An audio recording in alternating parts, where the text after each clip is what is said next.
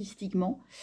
Et ce que j'avais envie de partager, c'est que tout est initiation.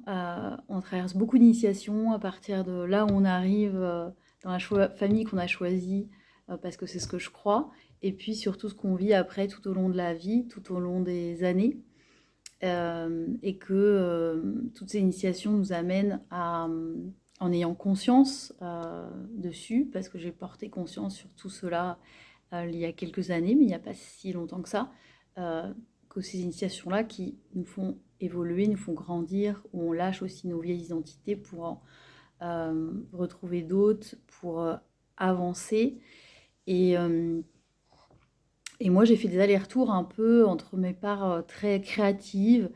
J'ai toujours aimé kiffer la danse, j'ai toujours aimé chanter, j'ai toujours aimé créer avec mes mains. Et puis après, je suis partie sur une voie un peu plus autour de accompagner l'humain et une voie plus professionnelle qui m'a un petit peu aussi enfermée, mis dans des cadres, mis dans des cases. Et moi, de par mon esprit très libre et de fait aussi très nomade, j'avais du mal à correspondre en fait à ce type de cadre préétabli. Mais en même temps, je crois que le cadre aussi, je me la suis imposé à moi-même et je me suis créé aussi des fois quelques prisons, on parle de prison mentale, mais des petites prisons intérieures, de ne pas m'autoriser à libérer ma pleine créativité, toujours par des croyances, est-ce que vraiment c'est ma place, est-ce que tu vas vivre de ça, donc des choses qui étaient très, très ancrées, qui étaient des vérités extérieures à moi, mais qui étaient encore là. Qui me dit c'est pas comme ça que tu vas vivre. Donc voilà, c'est quelque chose de très basique. Et en même temps, voilà, je suis quelqu'un qui est toujours avec un carnet de notes, j'écris beaucoup.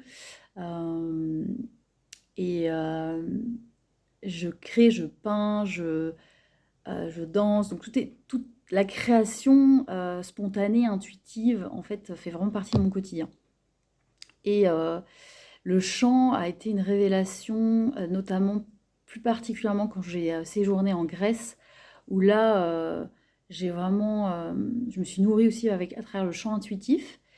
Avant, je faisais, parce que moi j'ai pratiqué l'accordéon, mais vraiment toujours en amateur. Moi, j'ai pas fait de solfège, tout ça c'était autodidacte. Et après, j'ai utilisé en fait les instruments pour emmener vraiment sur un état méditatif, de guérison, de soin. Donc de l'accordéon, je l'utilisais notamment pour travailler la cohérence cardiaque. Et puis ça m'a amené à découvrir la Shruti Box, qui est aussi un instrument du coup à vent avec un soufflet et qui est très utilisé aussi pour les chants des mantras, mais qui, moi, est vraiment un guide vocal pour moi. Ça me soutient, c'est un instrument que j'adore parce qu'il me laisse me déployer dans tout mon potentiel vocal. Et puis, j'ai aussi mon tambour, donc étant vraiment très connectée voilà, aux éléments, et notamment élémentaires. Et avec le chant intuitif, le tambour est arrivé à moi comme une évidence.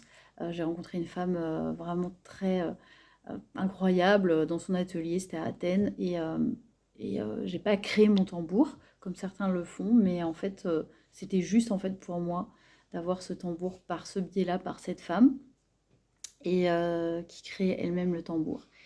Et donc, j'utilise voilà, le chant, la musique, la créativité fait partie de mon quotidien.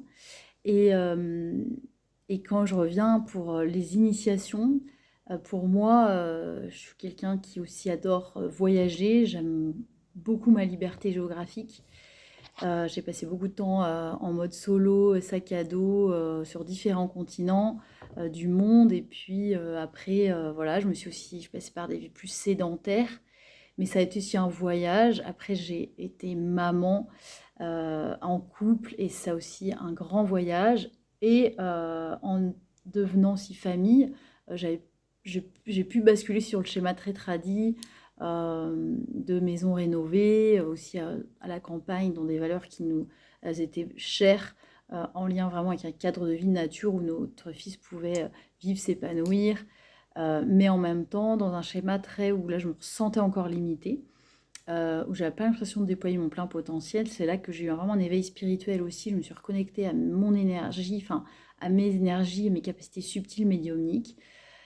Et c'est là que j'ai fait tout ce cheminement aussi vers cet éveil spirituel, mais qui m'a amené à vraiment sentir que... Donc c'est là que je suis partie en voyage en famille, que j'avais vraiment à cœur aussi de vivre ça avec à mon fils, en fait, de découvrir de nouvelles cultures, de se décentrer aussi de l'enfant unique dans cette famille française, de voir ce qui se passe ailleurs. Et, et en fait, voir qu'en fait, on est cette âme nomade qui s'incarne sur Terre dans ce corps de chair, mais que partout, de par toutes nos étapes de vie, nos initiations, qu'on soit en pleine liberté géographique, qu'on voyage ou qu'on soit sédentaire, on vit des voyages et on est en permanence dans ce nomadisme.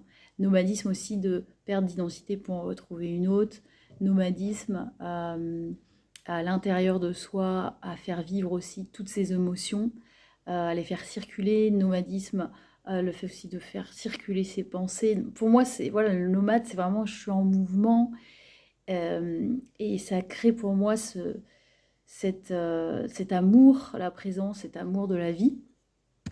Et ce qui s'est passé, c'est quand j'étais enceinte de notre fils, on a été faire un atelier de chant prénatal et en préparation de l'accouchement qui donc s'est passé à la maison et que moi je mettais déjà beaucoup d'importance à la vibration, au son, donc comment je chantais.